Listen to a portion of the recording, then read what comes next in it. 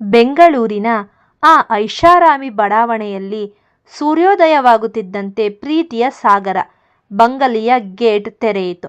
ಕಪ್ಪನೆಯ Mediterranean ಶೈಲಿಯ car ರಸ್ತೆಗೆ ಇಳಿಯಿತು. ಒಳಗೆ ಕುಳಿತಿದ್ದವನು ಬೇರೆ ಯಾರೂ ಅಲ್ಲ, ವಿಹಾನ್ ರಾಯ್. ಅವನ ಮುಖದಲ್ಲಿ ಎಂದಿನಂತೆ ಗಾಂಭೀರ್ಯ, ಕಣ್ಣಿನಲ್ಲಿ ಒಂದು ರೀತಿಯ ತೀಕ್ಷ್ಣತೆ.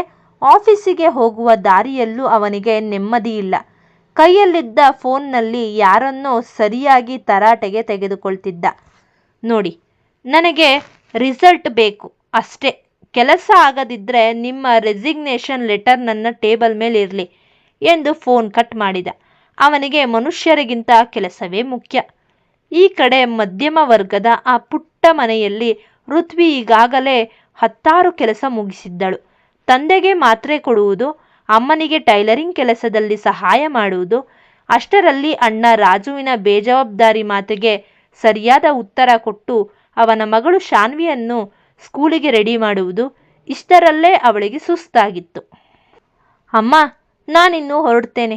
ಇವತ್ತು ಆಫೀಸ್ನಲ್ಲಿ ಇಂಪಾರ್ಟೆಂಟ್ ಮೀಟಿಂಗ್ ಇದೆ ಎಂದು ಅಂದುಕೊಳ್ಳುತ್ತಾ ತನ್ನ ಸ್ಕೂಟರ್ ಎತ್ತಿದಳು. ಸಮಯ ಬೆಳಿಗ್ಗೆ 9 ಗಂಟೆ. ಋತ್ವಿ ತನ್ನ ಹಳೆಯ ಸ್ಕೂಟರ್ನಲ್ಲಿ ಆಫೀಸಿಗೆ ವೇಗವಾಗಿ ಹೋಗುತ್ತಿದ್ದಳು. ಇಂದು ಆಫೀಸ್ನಲ್ಲಿ ಇಂಪಾರ್ಟೆಂಟ್ ಆಡಿಟ್ ಇರುವುದರಿಂದ ಅವಳು ಬೇಗ ತಲುಪಬೇಕಿತ್ತು. ಆದರೆ ಮೆಜೆಸ್ಟಿಕ್ ರಸ್ತೆಯ ಮಧ್ಯೆ ದೊಡ್ಡ ಟ್ರಾಫಿಕ್ ಜಾಮ್. ಗಲಾಟೆ ಕೇಳಿ ಋತ್ವಿ ಸ್ಕೂಟರ್ ನಿಲ್ಲಿಸಿ ಮುಂದೆ ಹೋಗಿ ನೋಡಿದಳು. ಅಲ್ಲಿ ಒಂದು ಐಷಾರಾಮಿ ಕಪ್ಪು ಬಣ್ಣದ ಕಾರು ನಿಂತಿತ್ತು. ಆ ಕಾರು ಒಬ್ಬ ಬಡ ಸೈಕಲ್ ಸವಾರನಿಗೆ ಗುದ್ದಿತ್ತು. ಆ ವ್ಯಕ್ತಿ ರಸ್ತೆಯ ಮೇಲೆ ಬಿದ್ದು ನೋವಿನಿಂದ ನರಳುತ್ತಿದ್ದ. ಆದರೆ ಕಾರಿನಿಂದ ಯಾರೂ ಕೆಳಗೆ ಇಳಿಯುತ್ತಿರಲಿಲ್ಲ. ಜನರೆಲ್ಲ ಸುತ್ತುವರೆದು ಮಾತನಾಡುತ್ತಿದ್ದರು ಹೊರತು ಯಾರೂ ಸಹಾಯ ಮಾಡುತ್ತಿರಲಿಲ್ಲ. ಋತ್ವಿಗೆ ಕೋಪ ನೆತ್ತಿಗೇರಿತ್ತು. ಅವಳು ಹೋಗಿ ಆ ಐಷಾರಾಮಿ ಕಾರಿನ ಗಾಜನ್ನು ಜೋರಾಗಿ ತಟ್ಟಿದಳು. ಗಾಜು ಮೆಲ್ಲಗೆ ಕೆಳಗಿಳಿಯಿತು. ಒಳಗೆ ಕುಳಿತಿದ್ದವನು ವಿಹಾನ್ ರಾಯ್. ಕಣ್ಣಿಗೆ ಕಪ್ಪು ಕನ್ನಡಕ, ಮುಖದಲ್ಲಿ ಕಿಂಚಿತ್ತೂ ಪಶ್ಚಾತ್ತಾಪವಿಲ್ಲದ ಭಾವ.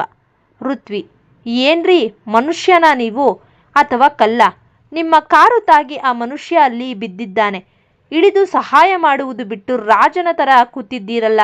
ವಿಹಾನ್ ತಣ್ಣಗೆ ಅವಳನ್ನು ಮೇಲಿಂದ ಕೆಳಗೆ ನೋಡಿ: ನೋಡು ಹುಡುಗಿ, ಆ ಮನುಷ್ಯನೇ ಅಡ್ಡ ಬಂದಿದ್ದು. ಅದಕ್ಕೆ ಬೇಕಾದ ಹಣವನ್ನು ನಾನು ಆಗಲೇ ಎಸೆದಿದ್ದೇನೆ. ನನ್ನ ಟೈಮ್ ತುಂಬ ಇಂಪಾರ್ಟೆಂಟ್, ದಾರಿ ಬಿಡು. ಋತ್ವಿ: ಹಣ ಎಸೆದ್ರೆ ಪ್ರಾಣಕ್ಕೆ ಬೆಲೆ ಕಟ್ಟೋಕೆ ನೀವ್ಯಾರು? ದುಡ್ಡಿದ್ರೆ ಏನು ಬೇಕಾದರೂ ಮಾಡ್ಬೋದಾ? ಮೊದಲು ಹಿಡಿದು ಆ ವ್ಯಕ್ತಿಯನ್ನು ಹಾಸ್ಪಿಟಲ್ಗೆ ಸೇರಿಸಿ. ಇಲ್ಲದಿದ್ದರೆ ನಿಮ್ಮ ಕಾರನ್ನು ಇಲ್ಲಿಂದ ಕದಲಿಸೋಕೆ ನಾನು ಬಿಡಲ್ಲ. ವಿಹಾನ್ ಕೋಪದಿಂದ ಕೆಳಗೆ ಇಳಿದ. ಅವನ ವ್ಯಕ್ತಿತ್ವದ ಎದುರು ಅಲ್ಲಿನ ಜನರೆಲ್ಲ ಹೆದರಿ ಹಿಂದೆ ಸರಿದರು. ಆದರೆ ಋತ್ವಿ ಮಾತ್ರ ಕಣ್ಣಲ್ಲಿ ಕಣ್ಣಿಟ್ಟು ನಿಂತಿದ್ದಳು.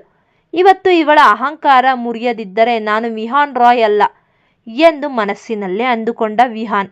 ಸರಿ, ನಾನಲ್ಲ, ನನ್ನ ಕಾರೇ ಅವನನ್ನು ಹಾಸ್ಪಿಟಲ್ಗೆ ಕರೆದುಕೊಂಡು ಹೋಗಲಿ ಎಂದು ತನ್ನ ಡ್ರೈವರ್ಗೆ ಸನ್ನೆ ಮಾಡಿದ. ಋತ್ವಿ ತಾನೇ ಮುಂದೆ ನಿಂತು ಆ ವ್ಯಕ್ತಿಯನ್ನು ಕಾರಿಗೆ ಹತ್ತಿಸಿದಳು. ನಾನು ಕೂಡ ಬರ್ತೀನಿ, ನೀನು ಅಲ್ಲಿಂದ ಎಸ್ಕೇಪ್ ಆಗಬಾರ್ದು ಎಂದು ಹಠ ಹಿಡಿದು ವಿಹಾನ್ ಕಾರಿನಲ್ಲೇ ಕುಳಿತಳು. ಹಾಸ್ಪಿಟಲ್ ತಲುಪುತ್ತಿದ್ದಂತೆ ವಿಹಾನ್ ಕೋಪದಿಂದ ಕಾರಿನಿಂದ ಇಳಿದು ಹೋದ. ಋತ್ವಿ ಆ ಗಾಯಾಳುಗಳನ್ನು ಎಮರ್ಜೆನ್ಸಿ ವಾರ್ಡ್ಗೆ ದಾಖಲಿಸಿದಳು. ಅಷ್ಟರಲ್ಲಿ ಅಲ್ಲಿಗೆ ಬಿಳಿ ಕೋಟ್ ಧರಿಸಿದ ಒಬ್ಬ ವ್ಯಕ್ತಿ ಶಾಂತವಾಗಿ ನಡೆದು ಬಂದರು.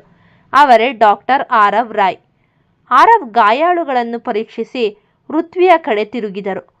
ಅವಳ ಬಟ್ಟೆ ಮೇಲಿದ್ದ ರಕ್ತದ ಕಲೆ ಮತ್ತು ಅವಳ ಮುಖದಲ್ಲಿದ್ದ ಆತಂಕ ನೋಡಿ ಅವರಿಗೆ ಆಶ್ಚರ್ಯವಾಯಿತು. ಆರವ್: ರಿಲ್ಯಾಕ್ಸ್, ಅವರು ಈಗ ಆರಾಮಾಗಿದ್ದಾರೆ. ನೀವೇನಾ ಇವರನ್ನು ಕರೆದುಕೊಂಡು ಬಂದಿದ್ದು? ಋತ್ವಿ ಸುಧಾರಿಸಿಕೊಳ್ಳುತ್ತಾ: ಹೌದು ಡಾಕ್ಟರ್, ಒಬ್ಬ ಅಹಂಕಾರಿ ಮನುಷ್ಯ ಇವರಿಗೆ ಗುದ್ದಿ ಹೋಗುತ್ತಿದ್ದ. ನಾನೇ ಹಠ ಹಿಡಿದು ಇಲ್ಲಿಗೆ ಕರೆದುಕೊಂಡು ಬಂದೆ. ಆರವ್ ಮುಗುಳ್ನಕ್ಕರು. ಋತ್ವಿಯ ಕಣ್ಣಲ್ಲಿರುವ ಪ್ರಾಮಾಣಿಕತೆ ಮತ್ತು ಆ ಧೈರ್ಯ ಅವರಿಗೆ ಮೊದಲ ನೋಟದಲ್ಲೇ ಇಷ್ಟವಾಯಿತು. ಅಷ್ಟರಲ್ಲಿ ಅಲ್ಲಿಗೆ ವಿಹಾನ್ ಬಂದ.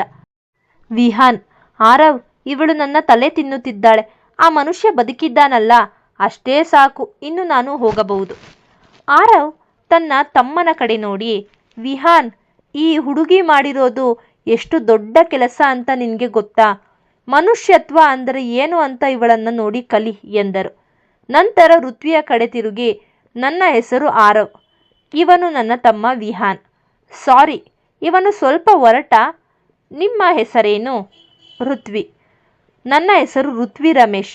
ನಿಮ್ಮ ತಮ್ಮನಿಗೆ ಸ್ವಲ್ಪ ಬುದ್ಧಿ ಹೇಳಿ ಡಾಕ್ಟರ್. ಎಲ್ಲದಕ್ಕೂ ದುಡ್ಡೇ ಮದ್ದಲ್ಲ.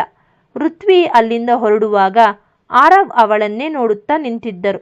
ಒಬ್ಬ ಹಠಮಾರಿ ವಿಹಾನ್ಗೆ ಅವಳು ವಿಲನ್ ಥರ ಕಂಡರೆ ಒಬ್ಬ ಮೃದು ಸ್ವಭಾವದವನಿಗೆ ಆರವ್ ಅವಳು ದೇವತೆಯಂತೆ ಕಂಡಳು. ವಿಹಾನ್ ಕೋಪದಿಂದ ತನ್ನ ಕಾರಿನ ಡೋರ್ ಅನ್ನು ಧಪ್ ಎಂದು ಮುಚ್ಚಿದ. ಆರವ್ ತನ್ನ ತಮ್ಮನ ಈ ವರ್ತನೆ ನೋಡಿ ಸುಮ್ಮನೆ ನಕ್ಕರು. ಋತ್ವಿಯ ಆ ಧೈರ್ಯದ ನೆನಪು ಅವನನ್ನು ಕಾಡುತ್ತಿತ್ತು. ಕಾರಿನಲ್ಲಿ ಕುಳಿತ ವಿಹಾನನ ತಲೆಯ ಮೇಲೆ ಕೇವಲ ಋತ್ವಿಯ ಮಾತುಗಳೇ ಸದ್ದು ಮಾಡುತ್ತಿದ್ದವು. ದುಡ್ಡಿದ್ದರೆ ಏನು ಬೇಕಾದರೂ ಮಾಡಬಹುದು. ಈ ಮಾತು ಅವನ ಅಹಂಕಾರವನ್ನು ಚುಚ್ಚುತ್ತಿತ್ತು. ವಿಹಾನ್ ಮನಸ್ಸಿನಲ್ಲೇ, ನನ್ನ ಟೈಮ್ ವೇಸ್ಟ್ ಮಾಡಿದ್ದಲ್ಲದೆ ನನ್ನ ಅಣ್ಣನ ಮುಂದೆಯೇ ನನಗೆ ಪಾಠ ಕಲಿಸ್ತೀಯಾ? ನಿನ್ನ ಆ ಹಠ, ಆ ಕೊಬ್ಬು ಎಲ್ಲಿದೆ ಅಂತ ನಾನು ನೋಡ್ತೀನಿ. ಮಿಸ್ಟರ್ ವಿಹಾನ್ ರಾಯ್ ಅಂದರೆ ಯಾರು ಅಂತ ನಿನಗೆ ಇವತ್ತೇ ತೋರಿಸ್ತೀನಿ. ಅವನು ತಕ್ಷಣ ತನ್ನ ಸೆಕ್ರೆಟರಿಗೆ ಫೋನ್ ಮಾಡಿದ. ಆ ಹುಡುಗಿ ಋತ್ವಿ, ಅವಳು ಎಲ್ಲಿ ಕೆಲಸ ಮಾಡ್ತಾಳೆ, ಏನು ಕತೆ ಅನ್ನೋ ಕಂಪ್ಲೀಟ್ ರಿಪೋರ್ಟ್ ನನಗೆ 10 ನಿಮಿಷದಲ್ಲಿ ಬೇಕು. ಮತ್ತೊಂದೆಡೆ ಋತ್ವಿ ಸಮಾಧಾನದಿಂದ ತನ್ನ ಆಫೀಸಿಗೆ ಗ್ಲೋಬಲ್ ಸೊಲ್ಯೂಷನ್ಸ್ಗೆ ತಲುಪಿದಳು. ಲೇಟ್ ಆಗಿದ್ದಕ್ಕೆ ಬಾಸ್ ಹತ್ತಿರ ಬೈಗುಳ ತಿಂದರೂ ಒಬ್ಬ ಜೀವ ಉಳಿಸಿದ ತೃಪ್ತಿ ಅವಳ ಮುಖದಲ್ಲಿತ್ತು. ಆದರೆ ಆ ಸಂತೋಷ ಹೆಚ್ಚು ಹೊತ್ತು ಇರಲಿಲ್ಲ. ಸಂಜೆ ಮನೆಗೆ ಹೋಗುವಾಗ ಅವಳಿಗೆ ತನ್ನ ಮ್ಯಾನೇಜರ್ನಿಂದ ಒಂದು ಶಾಕಿಂಗ್ ನ್ಯೂಸ್ ಕಾದಿತ್ತು. ಮ್ಯಾನೇಜರ್: ಸಾರಿ ಋತ್ವಿ, ನಿನಗೆ ಇವತ್ತೇ ಕೊನೆ ದಿನ. ನಿನ್ನನ್ನು ಕೆಲಸದಿಂದ ತೆಗೆದು ಹಾಕಲಾಗಿದೆ. ಋತ್ವಿ ದಂಗಾಗಿ, ಯಾಕೆ ಸರ್, ಏನಾಯಿತು? ನನ್ನ ಕೆಲಸದಲ್ಲಿ ಏನಾದರೂ ತಪ್ಪಿದೆಯೇ? ಮ್ಯಾನೇಜರ್ ಪೇಚಿಗೆ ಬಿದ್ದು, ನಮ್ಮ ಕಂಪನಿಯ ಮೇಜರ್ ಶೇರ್ ಹೋಲ್ಡರ್ಸ್ ಬದಲಾಗಿದ್ದಾರೆ. ಅವರ ಆದೇಶದಂತೆ ಕೆಲವು ಉದ್ಯೋಗಿಗಳನ್ನು ವಜಾ ಮಾಡಬೇಕಾಗಿದೆ. ಅದರಲ್ಲಿ ನಿನ್ನ ಹೆಸರೇ ಮೊದಲು. ಋತ್ವಿಗೆ ಅರ್ಥವಾಯಿತು. ಬೆಳಿಗ್ಗೆ ನಡೆದ ಘಟನೆ ನೆನೆದು ಇದು ವಿಹಾನ್ ರಾಯ್ ಮಾಡಿರುವ ಕೆಲಸ ಎಂದು.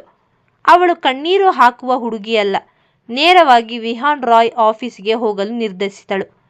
ಇದೇ ಸಮಯದಲ್ಲಿ ಆರವ್ ಹಾಸ್ಪಿಟಲ್ ಮುಗಿಸಿ ಮನೆಗೆ ಬಂದಿದ್ದ. ಅವನ ಮನದಲ್ಲಿ ಋತ್ವಿಯ ಮುಖ ಮಾಸುತ್ತಿರಲಿಲ್ಲ. ಅವಳ ಆ ಧೈರ್ಯವಂತ ಕಣ್ಣುಗಳು ಅವನನ್ನು ಸೆಳೆದಿದ್ದವು.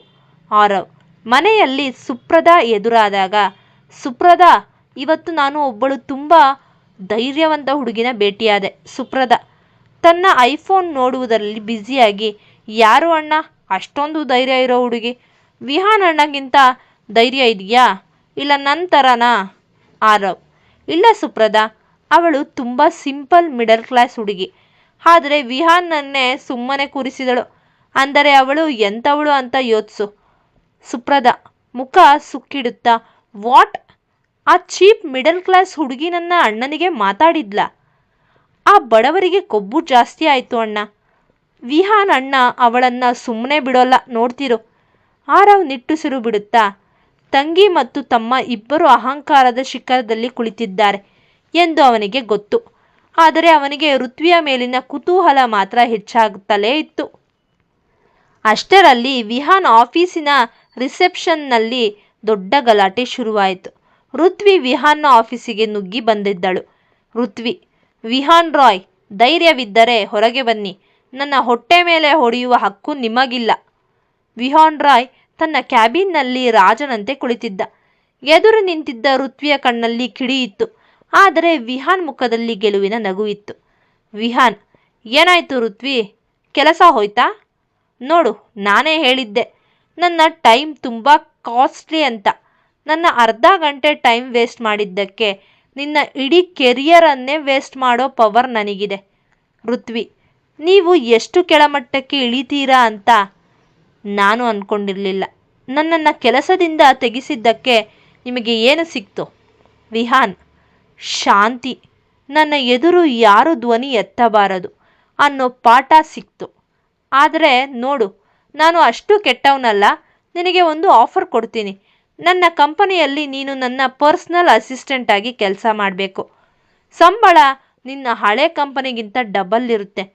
ಆದರೆ ಒಂದು ಕಂಡೀಷನ್, ನಾನು ಹೇಳಿದ್ದನ್ನು ನೀನು ಮಾಡಬೇಕು. ನಾನು ಎಲ್ಲಿ ಕರೆದ್ರೂ ಬರಬೇಕು. ಒಪ್ಪಿಗೆನಾ? ಋತ್ವಿ ಜೋರಾಗಿ ನಗುತ್ತಾ, ನಿಮ್ಮ ಕೆಳಗೆ ಕೆಲಸ ಮಾಡೋದಕ್ಕಿಂತ ರಸ್ತೆ ಬದಿಯಲ್ಲಿ ಹೂವು ಮಾರೋದು ಮೇಲು ಎಂದು ಹೇಳಿ ಅಲ್ಲಿಂದ ಹೊರಬಂದಳು. ಆದರೆ ಮನೆಗೆ ಹೋದ ಋತ್ವಿಗೆ ಕಾದಿದ್ದು ಇನ್ನೊಂದು ಆಘಾತ. ಅವಳ ತಂದೆ ರಮೇಶ್ ಅವರಿಗೆ ಎದೆನೋವು ಕಾಣಿಸಿಕೊಂಡು ಹಾಸ್ಪಿಟಲ್ನಲ್ಲಿ ಸೇರಿದ್ದರು. ಅಣ್ಣ ರಾಜು ಮತ್ತು ಅಕ್ಕ ದಿಯಾ ಎಂದಿನಂತೆ ಹಣವಿಲ್ಲದೆ ಕೈ ಚೆಲ್ಲಿ ಕುಳಿತಿದ್ದರು.